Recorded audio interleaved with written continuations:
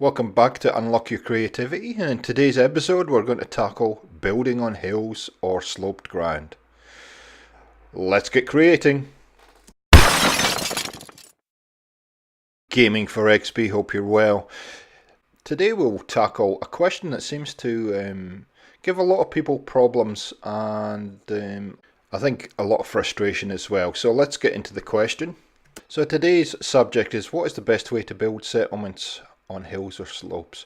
So today I'm going to show you a couple of techniques that might help you. The first one was the one I started with, and the second one is the one that I've basically developed and I use pretty 99 to 100% of the time, and hopefully it will help you get your head around this, because this is one of those areas, once you get it, it will open up a huge amount of possibilities for your settlements, and it is real key to really unlocking a whole new area for you to build in, and a whole lot of new ideas. So we're going to start by looking at the house on the hill, which is at Spectacle Island, and you can see it's quite a steep hill here, and I've built a number of tiers and terraces here, and the technique we're about to show you will help you build something like this on that kind of slope. So here we're on the back side of the hill here at Spectacle Island. I'll just clear that out, and you can see that's quite a steep slope there. So let's get started. Now I would suggest you use either these shack foundation or some kind of concrete pillar. The key is that it can sink into the ground. We're going to use this shack foundation piece here. Just put that down there so you can see both of them.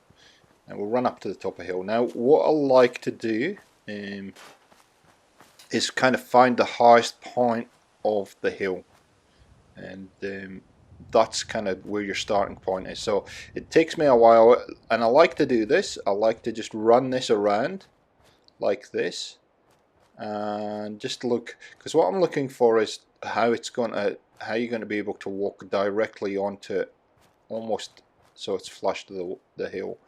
And you know, up here is probably the highest point, so we'll drop it down here somewhere. There we go. And then it's a case of just snapping other foundations to it. For today it was been a bit special, but once you get that first piece in, you should be able to snap everything down. Now you can see there's a little gully there, and then there's a hill down the front. So we'll just, this is now the boring part where you're just continually snapping parts in, and we'll do it on the back side here too as well, because there's all kinds of possibilities down that side too. Sometimes if it won't snap, you can do this kind of stuff, and you can use those kind of half floors or whatever you got there. These quarter floors are great for snapping in into the hole. Now you can see that's snapping in, but it's not going green, so I use place anywhere. You probably could use a pillar or whatever just to get it in, just to level it out. Now you've got a good foundation to start with. Now you can see now that's floating a little bit, but don't worry about that too much. It's floating. So what you're going to do is you're going to put one underneath. Now you can see that's going red and it's not fitting under. So how do we tackle that? So I'm just lining it up here and just making sure that it's going to fit under there. And what I would do in this situation is use the pillar. And this is how I first started to learn how to build on hills. Now what you want to do here is get one piece in. So find the spot that it's going to go green. Take your time, get it lined up nice and close so that it's underneath there, and then release it. And like I said, all you need is that one piece, because the key to building on hills is being able to snap pieces off, pieces like this. So you can see now I can just snap everything on, and it doesn't matter that that's all empty underneath, because you're not going to see it because of these foundations here. You're going to run into this kind of issue. I don't like to scrap things unless I have to, but that tree was obviously in the way, so we'll click onto here. Now we're going to come across a problem in a second. and I'll show you how to get around that. So again, I'm going to do the same in the next level. I like to have it at least about 2 foundation pieces wide. You can do even more than this in it. You can take them out, and in the end, so same technique all the way down, and it will turn up like this. Now this is my preferred method of doing things, very similar to what I've just showed you, with a slight difference, and you'll see what I mean in a second. So I'm going to use these prefabs, these shack floor and roof prefabs. I'm going to do the same thing. So we're just looking for that high point on the hill, and obviously I've done it once now, so I've got a rough idea where it would be. And then we're going to snap these across, all the way across, and it will be about 4 or 5 across, I guess.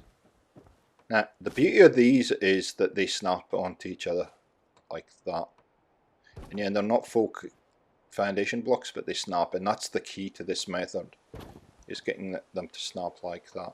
There you go.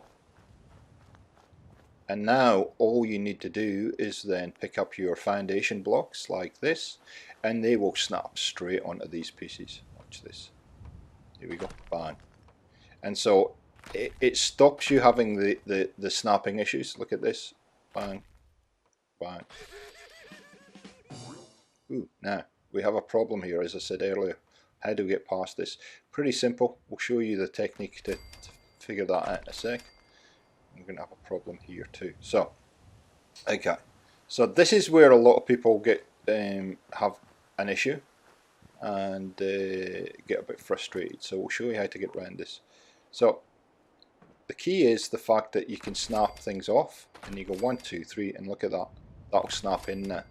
The second one's a little bit more tricky, but essentially we're using the same kind of method. So we'll snap those 2 in there. This tree here is part of the problem, but you can get around this. So you can see the full block will fit in there, but it's not going to go green. So one of the ways to do this is to use these quarter pieces. You see that will snap, and these little pieces here will always get you out of trouble. So although the full one won't, for some reason those will, and now you've got your floor working. So as we fill in the back here, we're just going to add some foundation blocks just in here, just to fill that gap in. A couple of things that I'd like to see. Think about what you want to use for your floors, because essentially these concrete foundations are your floor, act as your floors for your settlement. And because they're snappable, you can put whatever you like in there. The other thing I was going to say is you can see all those shack prefabs on the right hand side.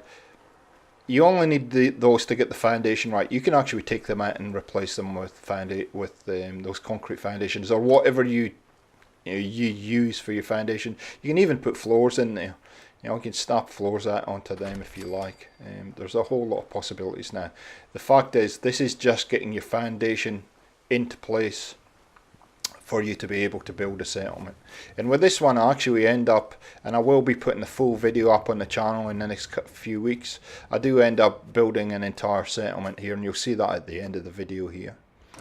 So the last thing I'd like to say here, and I'd like to show you, is that once you have got this into place, once you get your foundation into place, it now opens up a whole range of possibilities. And you can see I've taken that prefab out completely now, and I'll show you what I mean by it opens up a whole lot of possibilities in a second.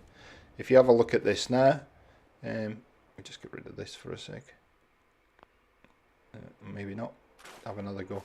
You can see under here we now have an area we can build under, and if you now snap a floor across there like that, and then snap floors off onto it, there we go.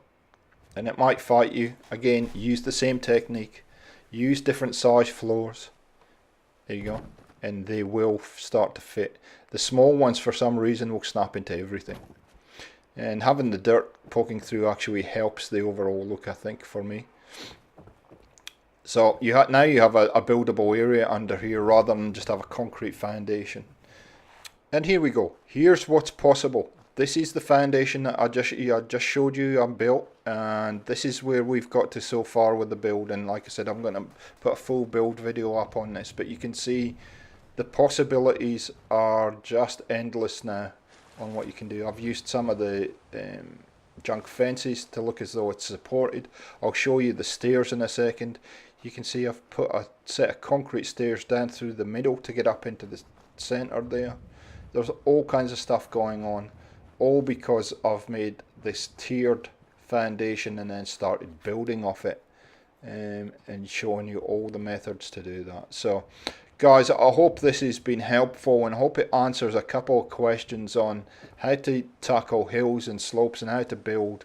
And like I said at the start, I do believe that this will just open up a whole lot of possibilities for you and allow you to build even more interesting settlements, because I love having multi-level settlements, and I think they're a lot more interesting than just a flat building. And you can see here there's just so much room and so much potential. So that's all I had to say for today. Keep the questions coming. I'll try and answer them as best I can with these videos.